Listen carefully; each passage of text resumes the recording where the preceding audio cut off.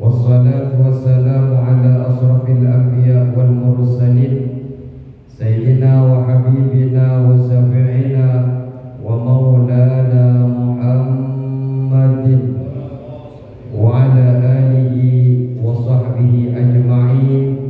Rabbana la ilma lana illa ma 'allamtana innaka antal alimul hakim. Rabbi shrah li sadri wa yassir li amri wahlul 'uqdatam min lisani yafqahu qawli. Amma ba'du.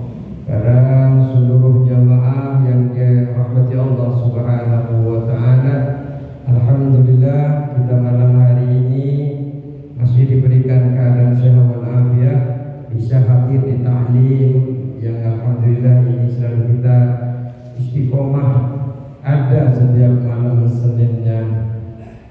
Baik, bismillahirrahmanirrahim. Qala musannif rahimahullahu taala wa nafa'ana bi ulumi fid dharain amin. Di dalam pertemuan kemarin kita sudah mempelajari bahwasanya Allah Subhanahu wa taala memerintahkan kita ada kalanya dengan fardu, ada kalanya dengan nawafil, sunnah-sunnah.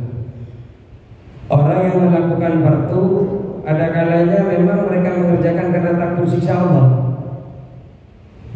Takut siksa Allah, takut nanti dihisab dan sebagainya, karena itu merupakan wajib. Maka mau ikhlas tidak ikhlas tetap harus mengerjakan. Kenapa? Karena itu wajib bagi kita. Kalau nggak ngerjain, ya siksa. Ada ancaman daripada Allah. Tapi kalau sunnah, nah ini kan bonus biasanya. Artinya kalau kita melakukannya dapat pahala, kalau kita tinggalkan, ya nggak disiksa oleh Allah. Ini namanya sunnah.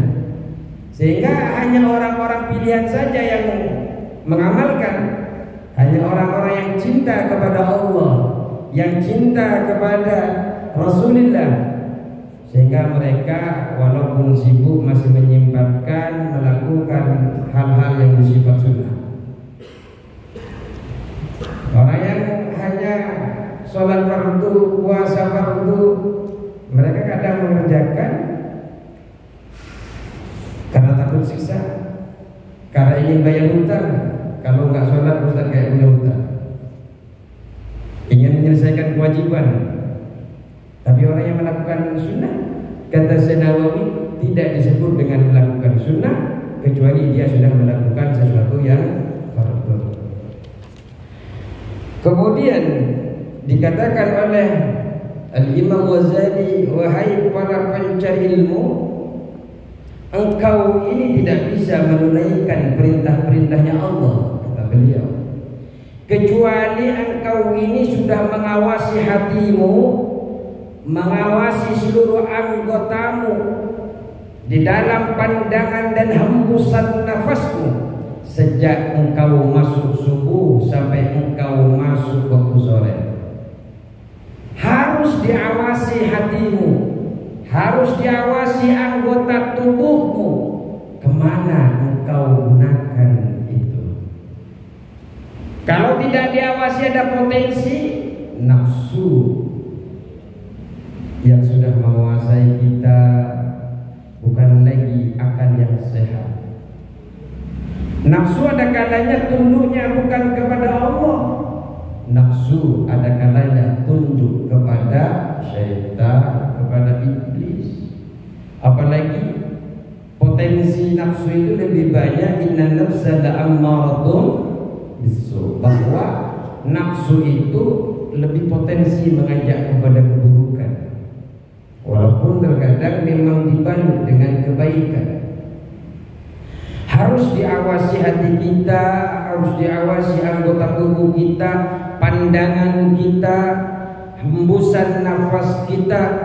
Maka ketahui, kata Al-Imam Ghazali, bahwa Allah Ta'ala ini mengetahui hati, Allah mengawasi zahir batin kita, meliputi pandangan, meliputi kretek apa lintasan di dalam hati kita, langkah-langkah, seluruh diam kita, seluruh gerak kita, Allah mengetahui. Kita bersama dengan orang-orang sedang ramai atau kita sedang sendirian, Allah mengetahui. Sampai diibaratkan oleh Al-Imam Ghazali, kita ini di hadapan Allah berputar-putar terus, ada dalam pengawasannya Allah. Kita lagi ngapain, berada di hadapan Allah. Jadi gerak kita, diam kita, seluruh yang ada di kerajaan langit dan kerajaan bumi, diamnya, geraknya, semua berada di dalam pengawasan Allah Subhanahu wa ta'ala. Allah berfirman, ya'lamu kha'inatal a'yun wa ma tukhfis sudur. Allah mengetahui pandangan mata yang khianat, apa yang disembunyikan di dalam, apa yang disembunyikan di dalam dadanya, di dalam hatinya. Allah mengetahui. Ya'lamu sirra wa akhfa. Allah mengetahui rahasia yang lebih lagi tersembunyi, Allah mengetahui. Kita tidak ada rahasia dengan Allah. Apa yang disembunyikan panjenengan, mungkin keluarga kita sampai kepada anak dan istri kita tidak tahu, tapi yakinlah Allah mengetahui itu semua. Sampai apa yang akan kita lakukan, Allah tahu.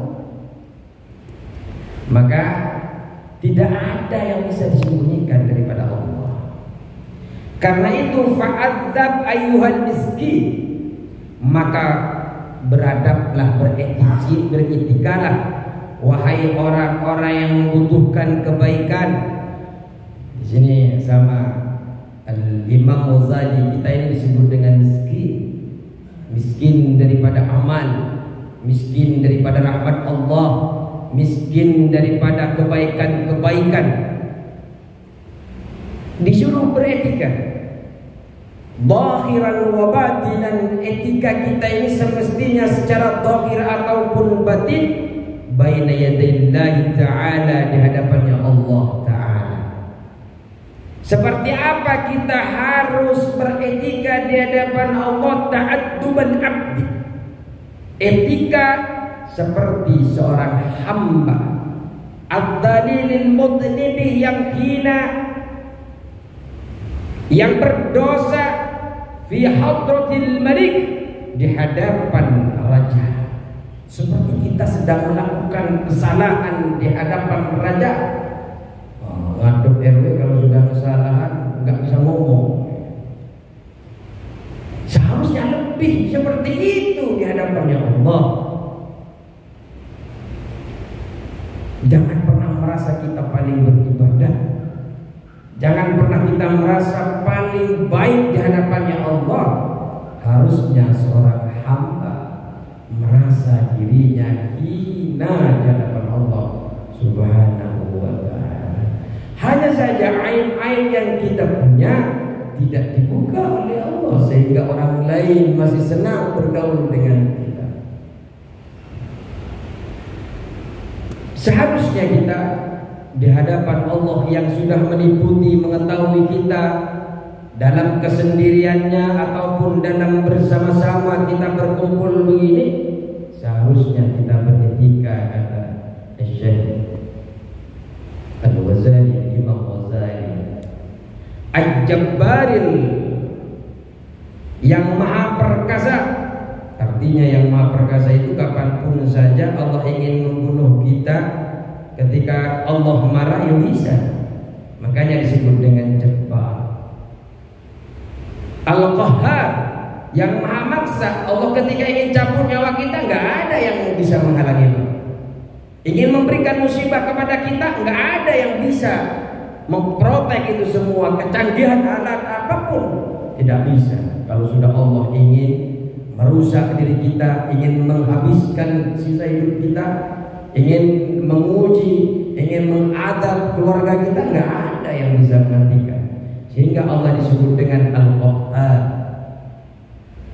Nyawa kita siapa yang bisa menyelamatkan? Ada banyak orang ketika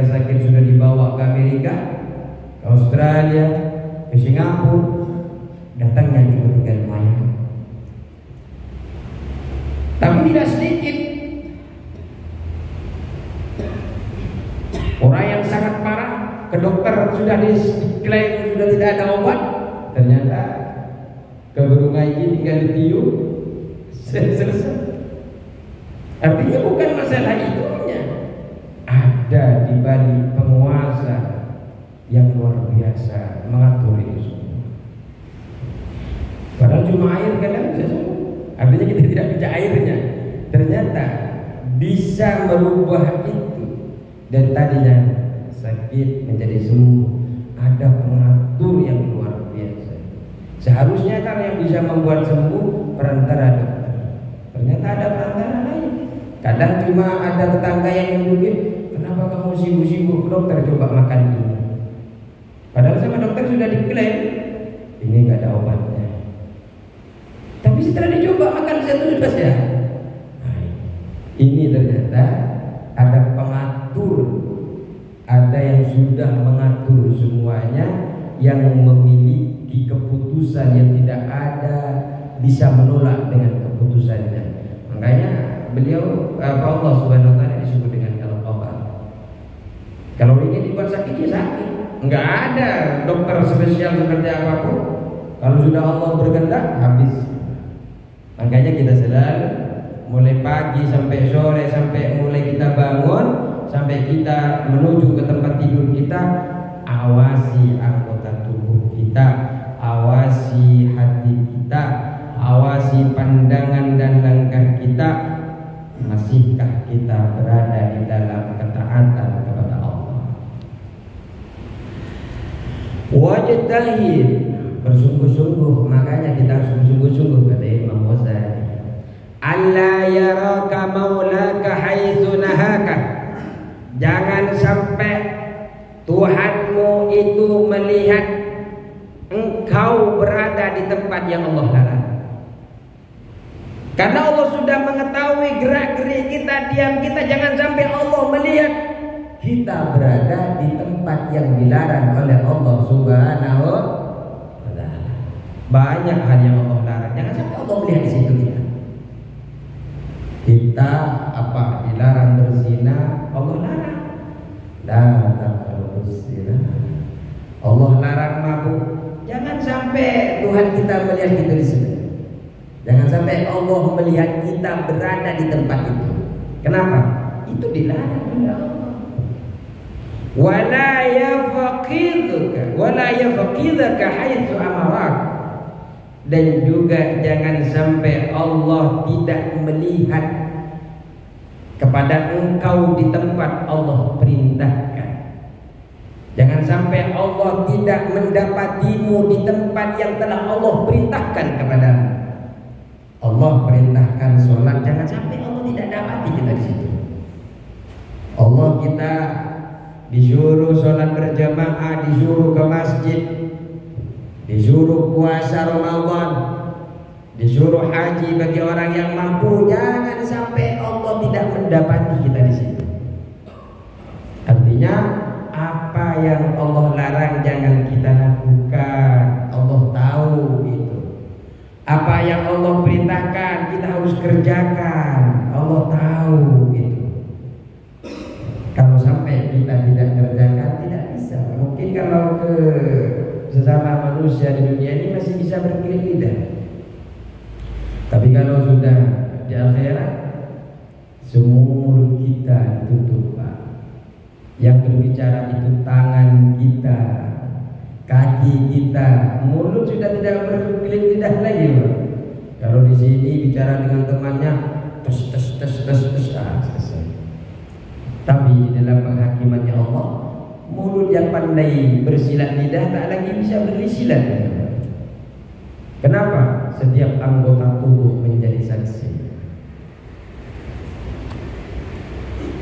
Walan taqdir ala dzalika, dan engkau tidak mampu ala dzalika untuk bersungguh-sungguh di dalam beribadah kepada Allah illa bi tuwazzi'a awqatika, kecuali engkau ini membagi waktumu wa turattiba awradaka dan menyusun wirid-wiridmu min sobahika ila masaika, mulai dari waktu subuh sampai waktu masuk malam. Kata Imam Ghazali kasih tips. Kalau pakai elan begini biasanya Pak, kalau dalam tafsir beda dengan elan, tidak akan mampu. Elan tidak menggunakan huruf elan ini. Artinya kamu tidak akan bisa, selamanya tidak akan bisa engkau bersungguh-sungguh di dalam taat kepada Allah. Engkau tidak akan mampu di dalam menyelesaikan apapun yang diperintahkan Allah kecuali engkau telah membagi waktu-waktumu. Engkau menyusun wirid-wiridmu mulai dari subuh sampai masuk waktu malam. Susun, pagi ini saya mau baca ini, pagi ini saya akan melakukan kebaikan ini, waktu subuh saya mau sholat ke sini. Susun wiridnya, susun kegiatan-kegiatan ibadahnya. Enggak akan mampu. Alhamdulillah kita sudah menyusun tanpa terasa. Ada yang mengingatkan adzan subuh, ada yang mengingatkan zuhur. Walaupun kadang kalau sudah adzan tidur masih, tapi setidaknya kita bangun, ada yang ingetin. Walaupun kadang alarm sudah hidup 55 HP mulai dari anaknya, istrinya, punyanya sendiri, dia sudah bangun, tapi bangunnya bukan menuju masjid, hanya untuk matikan alarm satu-satu. Ya memang taat susah. Kecuali kita sudah membagi waktu. Saya mau sholat tahajud jam segini, nanti saya bangun segini. Tapi juga setan kadang berperan di dalam mengatur waktu kita, Pak. Jenengan sudah susah payah sebelum subuh sudah bangun, Pak. Udah wudu. Tapi ternyata setan sudah ngajak nafsunya. Wah, masih lama. Tidur dulu. Nanti juga ketika adzan di Masjid Darussalam pasti bangun. Ternyata bukan bangun, Pak. 14 sampai jam 7. Padahal sudah bangun, sudah tahajud. Tapi ya itu. Padahal dia sudah sadar ketika dia tidur, wah ini kayaknya saya bakal 14. Kecuali memang sudah terbiasa, Pak. Terbiasa panjenengan bangun jam 1 malam, bangun jam 2, habis sholat, kemudian tidur. Memang di dalam syariat ada yang dianjurkan seperti itu. Jadi harus disusun, dibagi-bagi waktunya, mana waktunya kerja, mana waktunya ibadah, harus disusun, harus dibagi. Jangan sampai hanya kerja sampai lupa waktu. Sayang sekali. Di sini ini hidup kita sebentar, makan minum kita sebentar. Mungkin kita selalu ingatkan umur kita yang tidak jauh daripada 63, tidak jauh dari 70, tidak jauh daripada 60. Lebih dari itu sudah bonusnya banyak. Sedangkan di akhirat kita akan selama-lamanya. Kita akan selama-lamanya, baik itu di surga ataupun di neraka. Panjenengan kerja itu mencari makan dan mencari kekayaan itu, Pak, sebenarnya hanya panjenengan kalau niatnya hanya dunia, hanya masuk ke dalam perut, ke dalam kenikmatan yang tidak seberapa lama.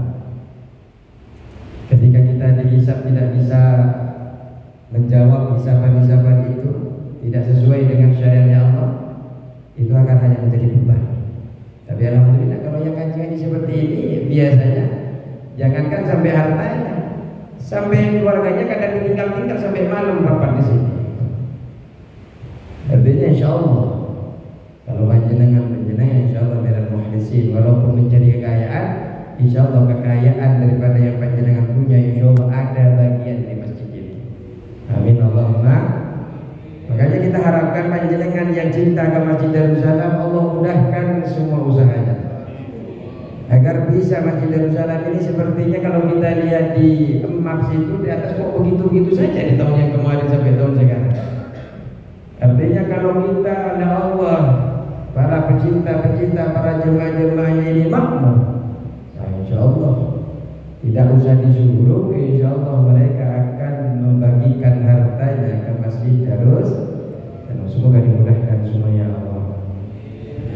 Faswaina ma yulqa ilaika min awamirillah. Maka kata Imam Ghazali, dengarkanlah dengan penuh perhatian ila ma yulqa ilaika, dengan apa yang akan dilontarkan kepadamu, min awamirillahi ta'ala alaika, dari perintah-perintahnya Allah yang telah diwajibkan kepadamu, min khini tastayqitu min manamika, mulai dari saat engkau bangun dari tidurmu, ila waqti rujuika ila maqjaika, sampai tidurmu kepada waktu kembali ke tempat tidur. Jadi perhatikan dengan baik-baik, kata Al-Imam Ghazali, apa yang akan disampaikan, dilontarkan kepada para panjenengan dari apa-apa yang telah Allah perintahkan kepadamu, mulai saat engkau bangun sampai engkau kembali ke waktu tidur. Diperhatikan betul-betul, jangan sampai kita ini melewati dari apa-apa yang akan disampaikan. Apa yang akan disampaikan beliau? Pertama adalah faslun fi adabil istiqadhi minan naum.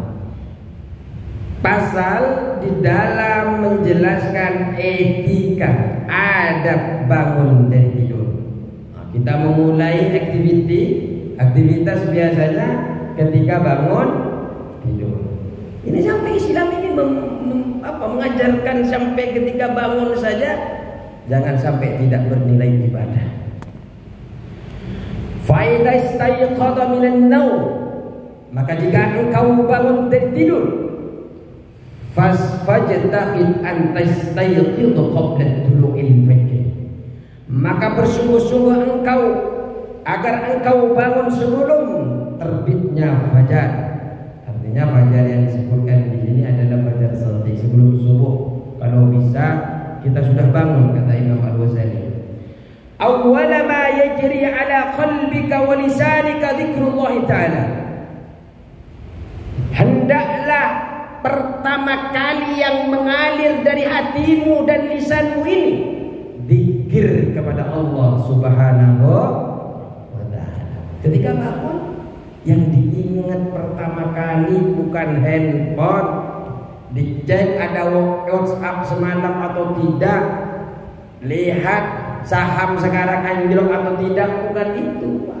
Indeks sekarang berapa, nilai mata uang sekarang apa, kabar apa Indonesia, bukan itu. Seharusnya ketika bangun, yang diingat, yang mengalir dari lidah kita, yang muncul dari hati kita adalah zikir kepada Allah. Apa zikir kepada Allah? Zikir kepada Allah yang pertama yang biasa kita baca, fakul inda dzalika. Oh, ini masih ada di dalam syaratnya. Yaqidu syaitanu ala qafiyati ra'si ahadikum. Setan itu mengikat di telungkup kita ini Pak dengan 3 sampul, mengikat dengan 3 ikatan. Ketika tidur itu ala qafiyati ra'si ahadikum idza huwa nama salasa uqadin.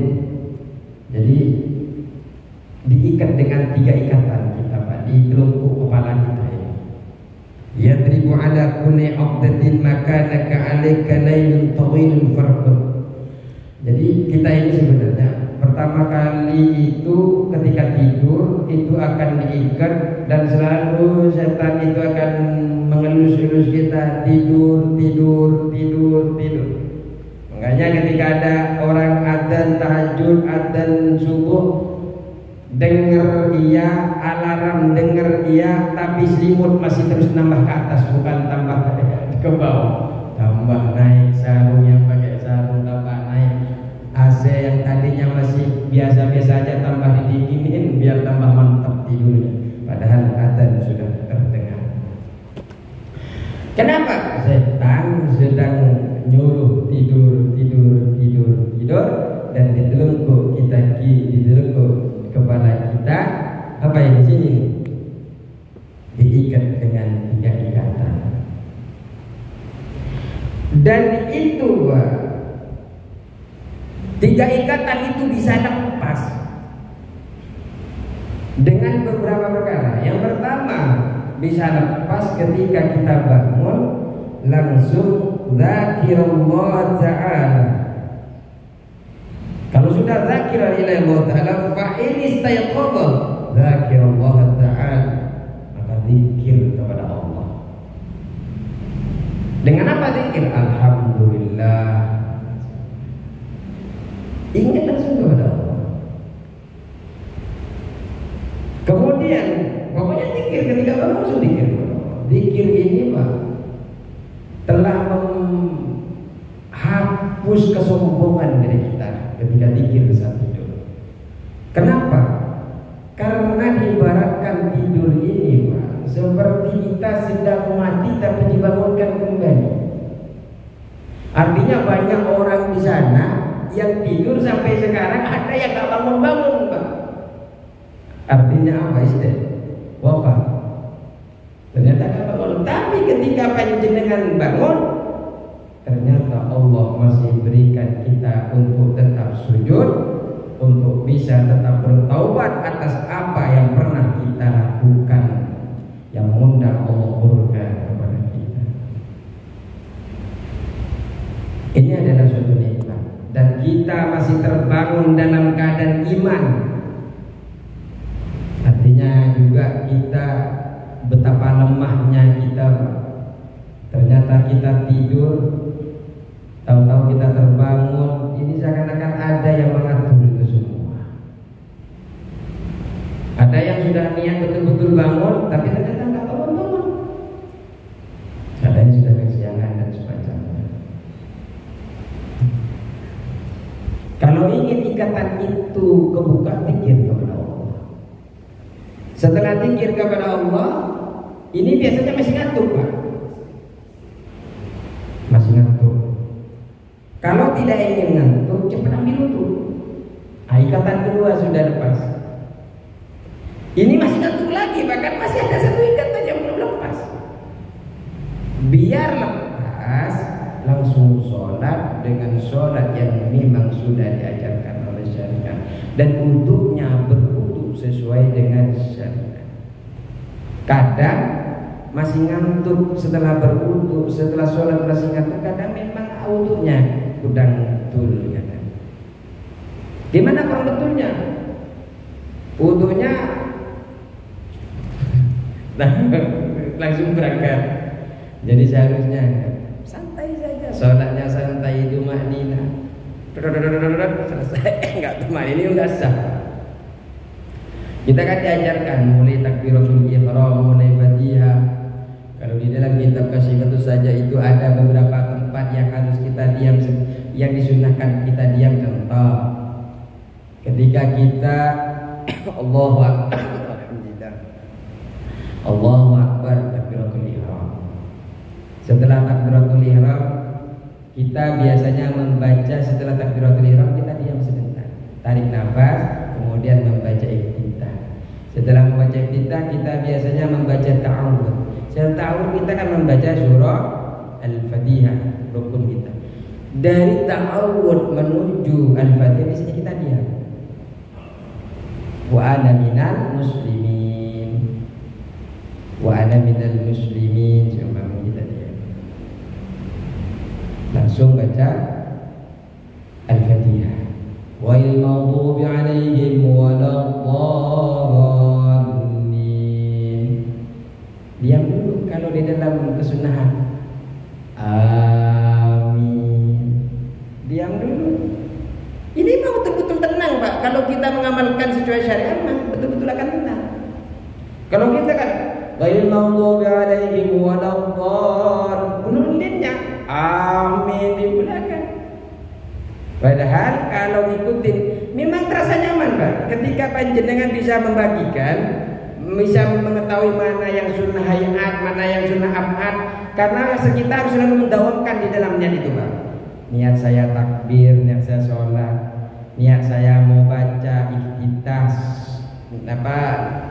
hayat, niat saya membaca ta'awud hayat, niat saya membaca Fatihah rukun, saya niat membaca amin, saya niat membaca surah, saya niat. Nah, ini kan dari amin saja mau menuju ke surah bukan amin bismillah, amin yang dulu sakbah namanya, bismillahirrahmanirrahim, seperti itu. Tenang, tapi nggak masuk ke Masjidil Salam kalau tarawih. Terus ditanya, kok suratnya nggak panjang-panjang? Dijawab, yang dipermasalahkan oleh Rasulullah bukan yang panjang-panjang, bukan yang pendek-pendek Ustaz, tapi yang panjang-panjang yang selalu ditegur oleh Rasulullah. Nah, orang pintar-pintar ya seperti itu, orang alim. Berarti banyak Ustaz itu. Fakul intadzalika, maka pada saat itu panjenengan ucapkan ketika bangun tidur. Kita sudah tahu nih, pertama harus zikir. Apa ini zikir yang biasa kita sebutkan? Fakul intadzalika, ketika panjenengan bangun, alhamdulillahilladzi ahyana ba'dama amatana wa ilaihin nusur. Itu ketika kita bangun. Kita dianjurkan tadi bangun sebelum fajar doa, karena biar doanya panjangan dikit. Dan juga ketika kita sholat biar surahnya juga ditartil, biar surahnya panjangan dikit. Kalau jenengan sholatnya sudah jam 5.15, nggak bisa panjang-panjang gitu, Pak, karena jam 5 sekarang itu jam 5.35 sudah terbit matahari.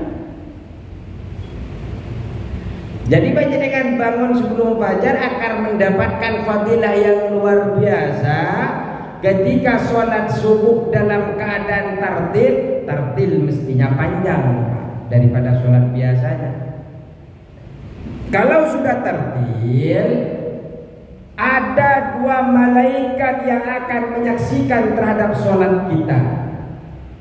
Pertama, malaikat penjaga malam, malaikat pencatat malam. Ketika itu mendengar kita dalam keadaan sholat. Ketika tartil kan sholatnya sedikit panjang ketika ketimbang sholat sendirian. Atau walaupun sendirian ya ditartil. Kalau umpamanya nggak bisa berjamaah ke sini, ketika sholat ditartil itu biasanya durasinya lebih lama.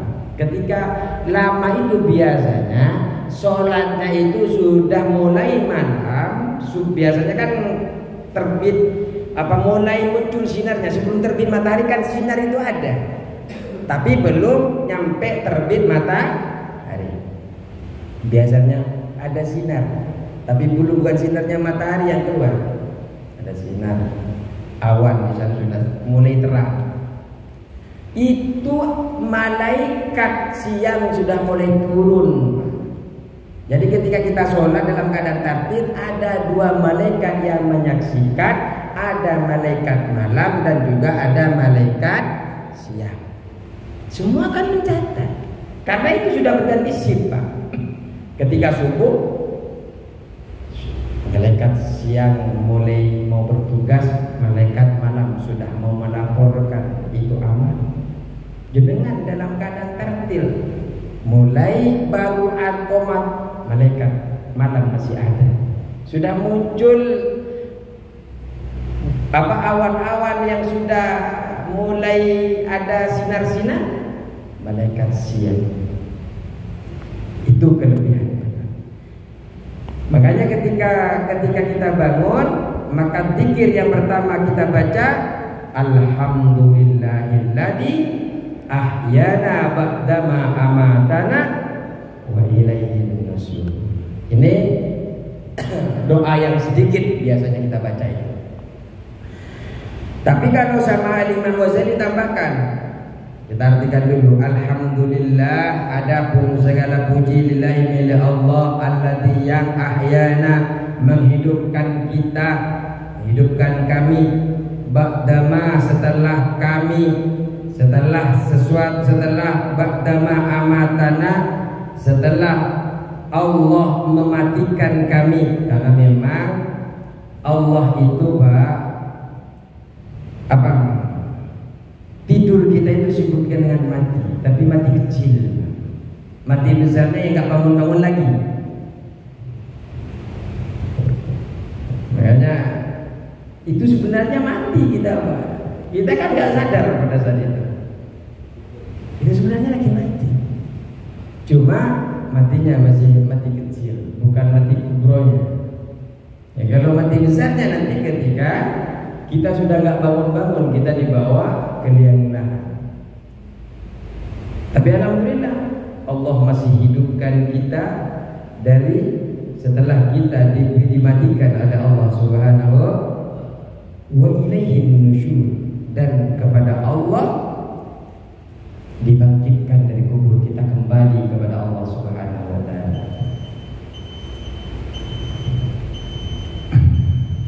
Sudah ada peringatan. Ini bacaan yang paling sedikit.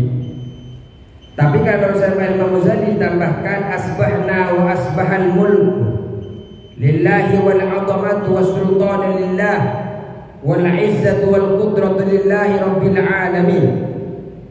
Asbahna ala fitratil Islam wa ala kalimatil ikhlas wa ala dini nabiyyina Muhammadin sallallahu alaihi wasallam wa ala millati abina Ibrahim hanifan musliman.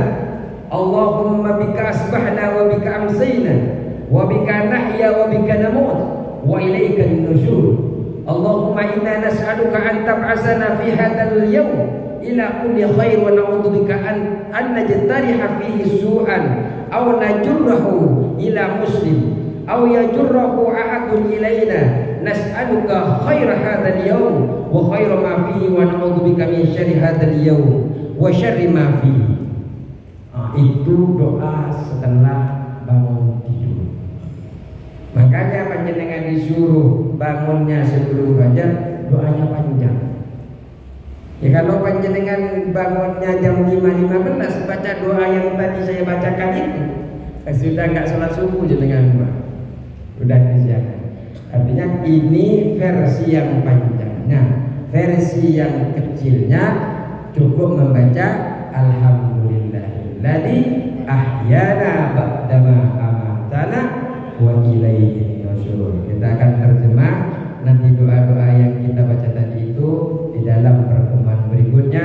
Semoga Allah Subhanahu wa taala selalu menambahkan ketaatan kepada kita dengan detail-detail yang seperti ini.